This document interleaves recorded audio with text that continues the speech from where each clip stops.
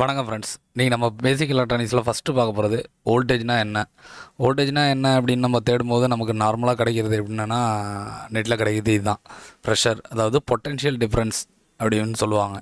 இது வந்து எதுக்குள்ள பொட்டென்ஷியல் டிஃப்ரென்ஸ் அப்படின்னா ப்ளஸுக்கும் மைனஸுக்கும் நடுவில் உள்ள ஒரு பொட்டென்ஷியல் டிஃப்ரென்ஸ். இதை வந்து நம்ம வோல்ட்டுங்கிற ஒரு அளவில் சொல்லுவோம். இது வந்து நம்ம தியரட்டிக்கலாக பார்க்குறது. அப்போ ப்ராக்டிக்கலாக பண்ணும்போது நமக்கு நிறைய டவுட்ஸ் வரும். இதை நம்ம தியரட்டிக்கலாக படிக்கும்போது உள்ள கன்ஃபியூஷன் நம்ம ப்ராக்டிக்கலாக பார்க்கும்போது அது சரியாயிடும். இப்போ நான் உங்களுக்கு ப்ராக்டிக்கலாக வோல்டேஜ்னால் என்னங்கிறத தெளிவாக சொல்லித்தரேன். ஃபஸ்ட்டு வந்து வோல்டேஜ்னால் நீங்கள் ப்ரெஷர் அப்படின்னு சொல்லிட்டு ஞாபகம் வச்சுக்கோங்க.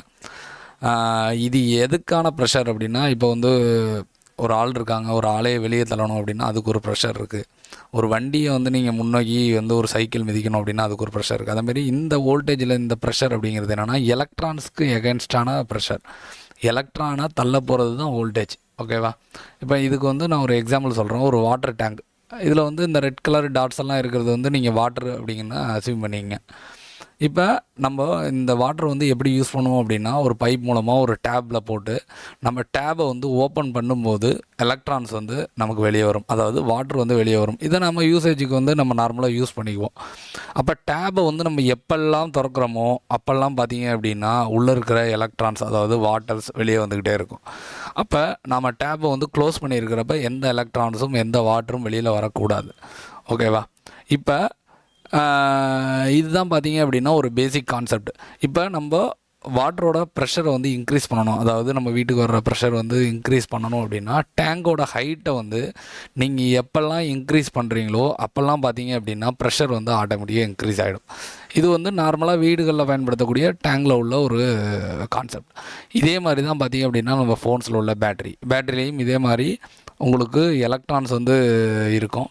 இந்த எலக்ட்ரான்ஸ் பார்த்தீங்க அப்படின்னா வாட்டர் மாதிரியே நீங்கள் வந்து அசீவ் பண்ணிங்க.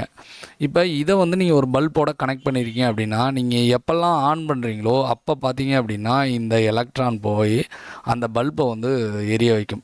அப்போ தான் உங்களுக்கு ப்ராப்பரான ஒர்க் அங்கே நடக்கும். அப்போ நீங்கள் ஆன் பண்ணும்போது மட்டும்தான் இந்த எலக்ட்ரான் வந்து டிஸ்சார்ஜ் ஆகணும், ஏதாவது வேலை செய்யும் போது தான் டிஸ்சார்ஜ் ஆகணுமே தவிர நார்மலாக இந்த எலக்ட்ரான் மூவ் ஆகிட்டு இருந்துச்சு அப்படின்னா அது வந்து ஃபால்ட். இப்போ பார்த்தீங்க அப்படின்னா நம்ம ஒரு தண்ணி டேங்கையும் ஒரு பேட்டரியும் பார்த்தீங்க அப்படின்னா கம்பேர் பண்ணி நம்ம இதை பற்றி சொல்லியிருக்கோம்.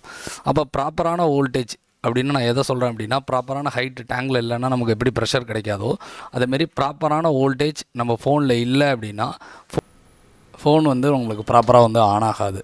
ப்ராப்பராக ஆன் ஆகாதுங்கிறத விட சில நேரம் வந்து நமக்கு ஆன் ஆனால் கூட நமக்கு வந்து ப்ராப்பராக வந்து ஒர்க் ஆகாது. அப்போ நமக்கு ப்ராப்பர் வோல்டேஜ் எப்போல்லாம் இருக்கோ அப்போ தான் நமக்கு ஃபோன் வந்து ப்ராப்பராக ஒர்க் ஆகும். அப்படி நம்ம ப்ராப்பர் வோல்டேஜ் இல்லை அப்படின்னா ப்ராப்பர் வோல்டேஜை நம்ம கொண்டு வர்றது தான் நமக்கு மெயினானது. அப்போ ப்ரெஷருங்கிறது ரொம்ப ரொம்ப இம்பார்ட்டன்ட். இப்போ நம்ம ஒரு ப்ராக்டிக்கல் நான் காமிக்கிறேன், அதுலேருந்து உங்களுக்கு எல்லாமே புரியும்.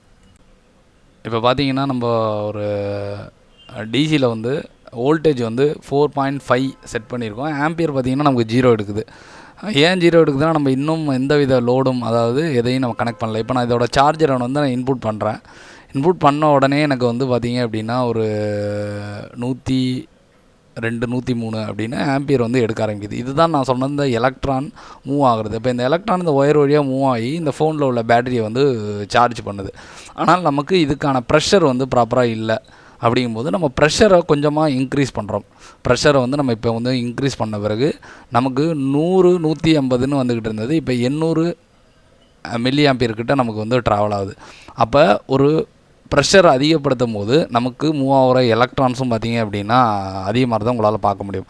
இப்போ ப்ராப்பராக சார்ஜிங் வோல்டேஜ்னு ஒன்று இருக்குது, அது வந்து 5.1. நான் அதை செட் பண்ணும்போது இது வந்து 1.5 ஆம்பியர்கிட்ட போயிடுது. அப்போ நமக்கு வோல்டேஜ் அதிகமாகும் போது நம்மளோட எலக்ட்ரான் ஃப்ளோவும் அதிகமாகிறத உங்களால் பார்க்க முடியும். இப்போ நெக்ஸ்ட் வீடியோவில் கரண்ட்னா என்னங்கிறத பார்ப்போம்.